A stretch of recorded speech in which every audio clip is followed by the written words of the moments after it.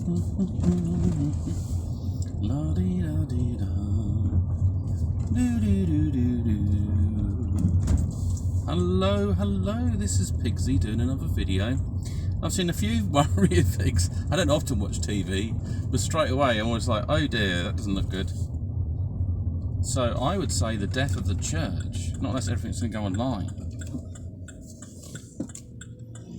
And the reason I say that is because there's all these people that are just like, we've got to change it. It's got to be multicultural. It's got to be, it's got to embody other people's beliefs. It's got to do this. It's an old structure to do this, to do like marriage. It's an old structure in place.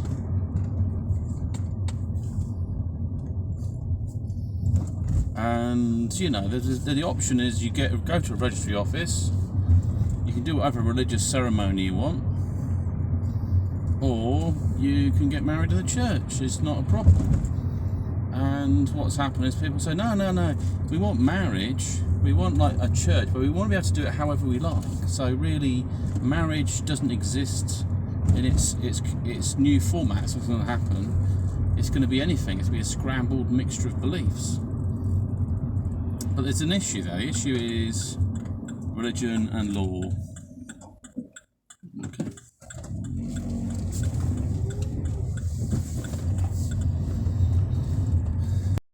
Because law requires you to sign conditions and therefore make a statement of a declaration of love or your purpose for getting married, which doesn't necessarily have to exist at all. And then once we throw that out the window, I can say, well, can't I marry lots of people? Why is there an issue with that? I mean, if I can settle the terms, all it means is they can have my name and I'll just take care of them or something. And then there's other issues of legal stuff in there, like, I could invite people in from elsewhere, like different countries, marry them and say they should have a right to live here because they're my wives. All sorts of things. Problems are going to open up, and it's all because these people that consider themselves modern are just causing so much trouble. They don't want to work. They just want more all the time. Just like that.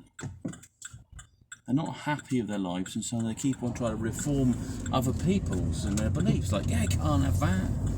And so, so I think it's the death of the church. See, the main thing about a church is the revenue either gets from funerals or weddings, and then there's usually terms and conditions in place. So, it's a bit like one of my brothers had a church wedding, but he had to go there for several months before he'd be accepted into the faith to get married, which it seemed like a waste of time, to be honest, because I don't actually think he's following any religious documentation.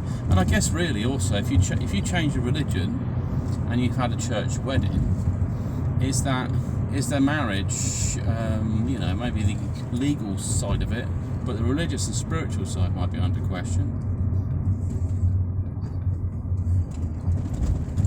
And so you could have some real hybrid things, like people of different faiths having a religious type ceremony that binds them both, even though they've got totally different religions and stuff like that. Some real odd combos that are going to come next. It's all about money, really.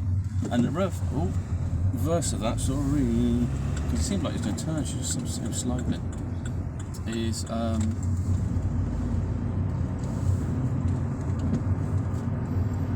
so what's the other opposite? So, basically you can make money, I guess, out of church. Church is just like a community hall now.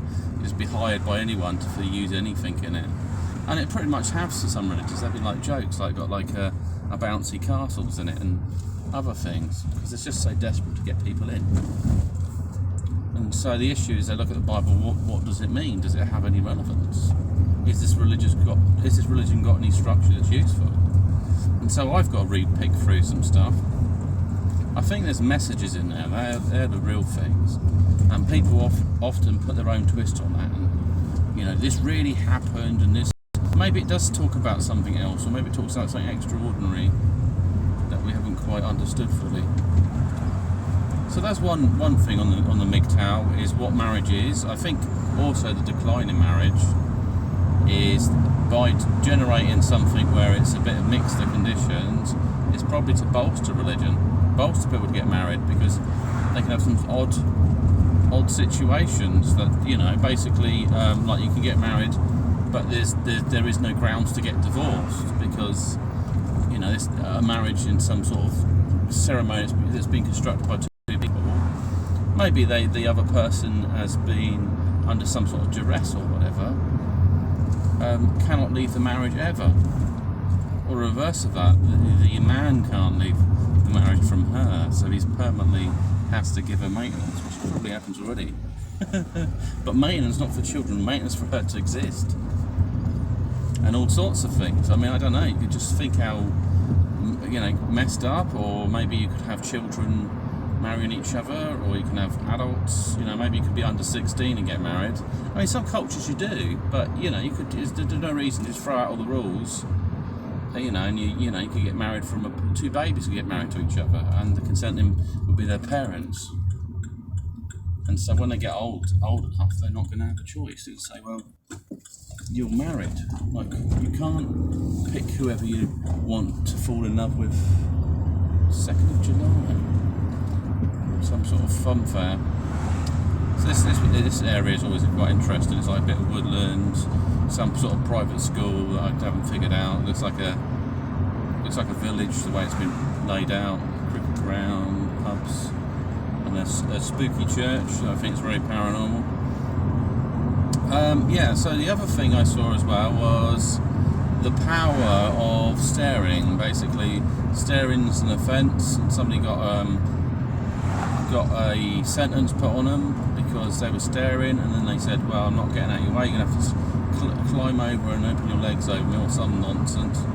I mean, there are some complete a-holes, basically, which is fine, but the problem is now it's at a position whereby if they lightly touch you, or if they stare at you, they can be seen as sexual harassment, probably equal to being sexually assaulting the person.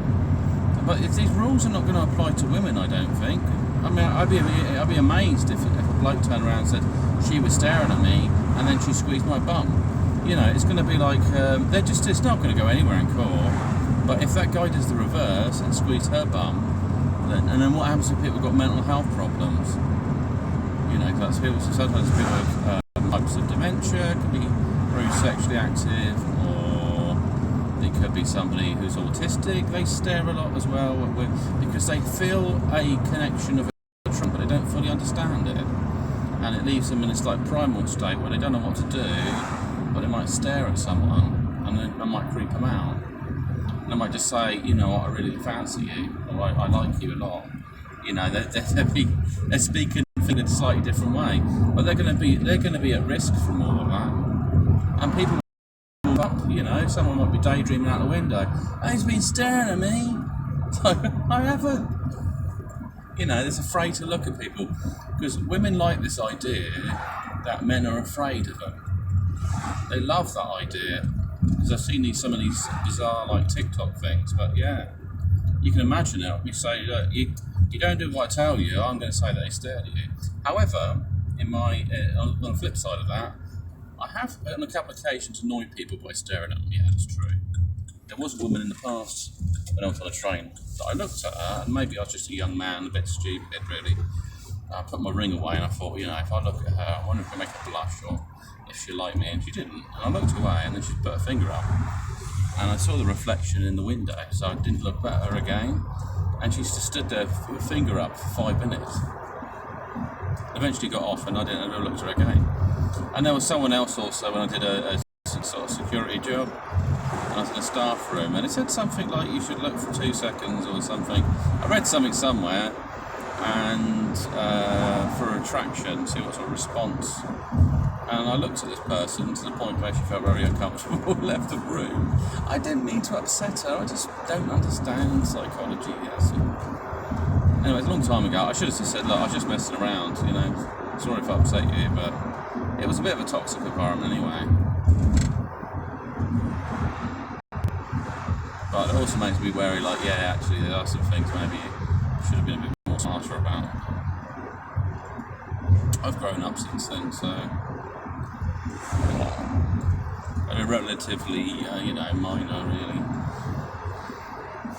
However, if I did that nowadays, on the train, and that woman swore at me, she would say, that guy sexually harassed me, he didn't give up his seat, and I basically looked over at her a while, and I was in a response, and I was thinking about just giving her a seat, and I looked at the window, and then she started swearing at me, and I didn't bother to look at her, and that was that. I mean, I don't know what was going on from here, but so that would have been, probably could have put me away for a month. And the staff thing could have lost my job. So you're there as a contractor and you're sexually harassing staff. You never know.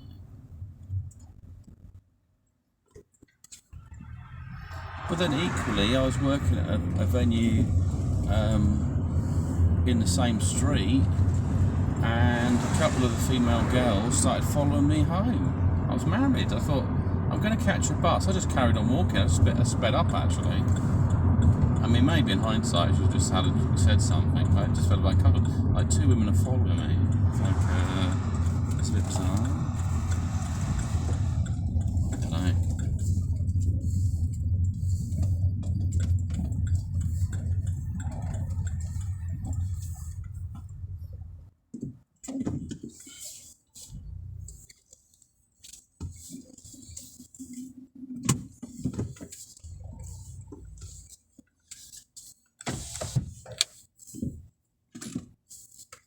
Yeah, and I got sexually harassed by an Indian woman in the past. And I gave up my job because she made me so uncomfortable. She wanted to make recordings and stuff and share tapes. She wanted to basically have evidence to blackmail me, evidence to harm my husband, which could have got me stabbed or anything, I can remember it now. I was about to leave the staff. She was just joking, and she said, she blocked the door and said, kiss me. And I thought she was just joking, and then she eventually let me. I said, I'll think about it. And then the next night she put the pressure on again. I thought, oh my God. So, yeah.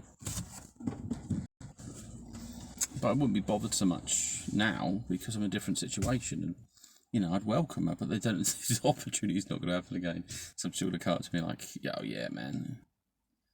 And also the motivation was revenge. Maybe she put me in a vulnerable situation, and that would be at high risk. And then at a later date, you never know. She could say that I'd done something to her and forced her or something, Anyways, Pixie, sign off this one. Have a great one, and speak to you soon. Bye.